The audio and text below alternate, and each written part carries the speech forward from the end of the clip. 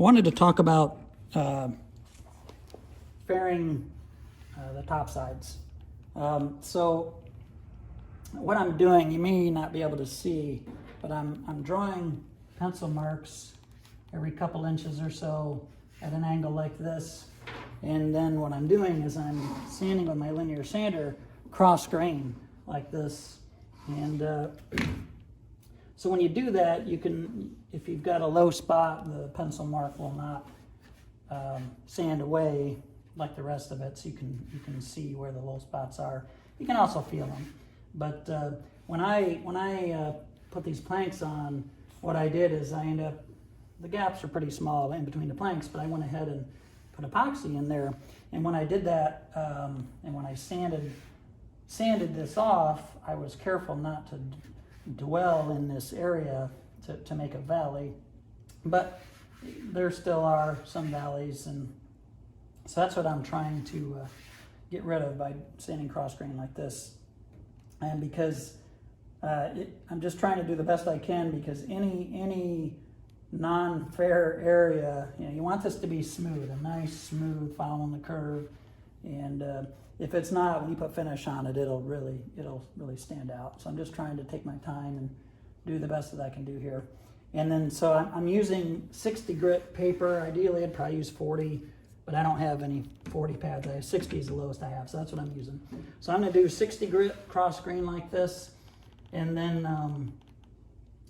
I will finish after I get done with that. Then I'll do 60 grit along the grain, and then I'll finish with 80 grit along the grain, and then it'll be ready for bleaching. So where this is convex like this, I can actually use my linear sander towards the back of the boat. But oops, sorry about that.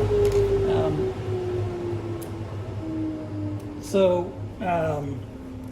where the wait for that to stop.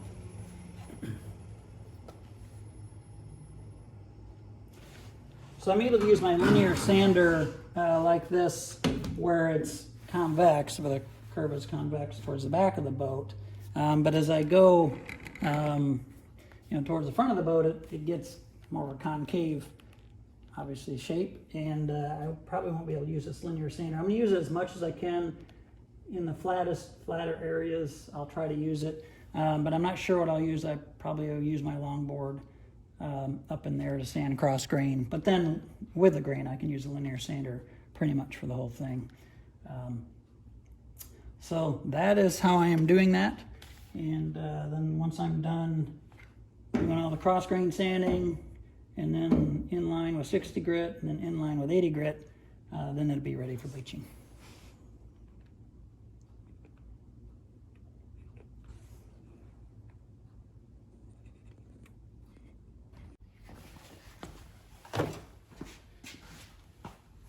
So I want to talk a little bit more about fairing the top sides. In my last video, I was starting from the back. I decided to work on the front some in this concave area. And back there, I was drawing pencil marks, and I started doing that here.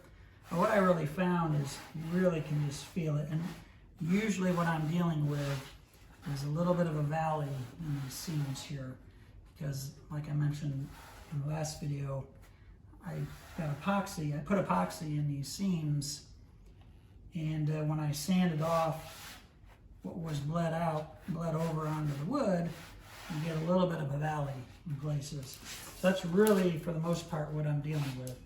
And so what I found is, pencil marks, they work okay, but I found you can really just feel it. So I just go along, and I've got it actually fair all the way about here.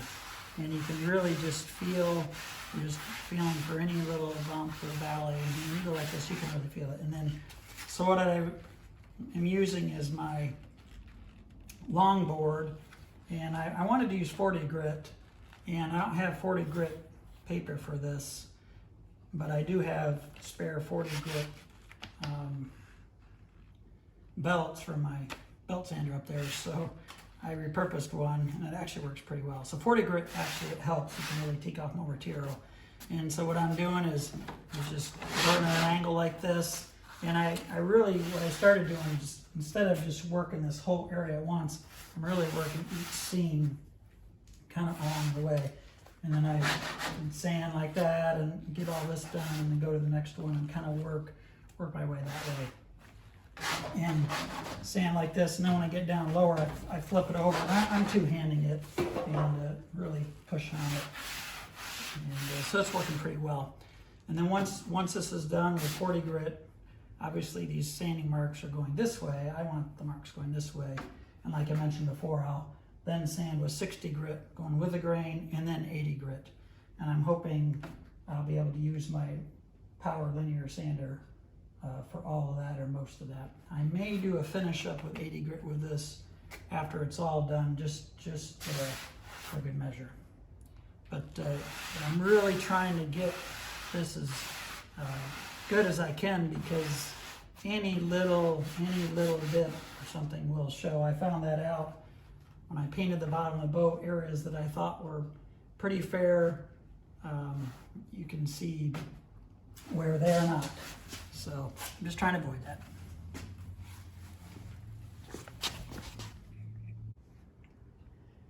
So I'm continuing on fairing the top sides. So this side here, the port side, I finished fairing at an angle.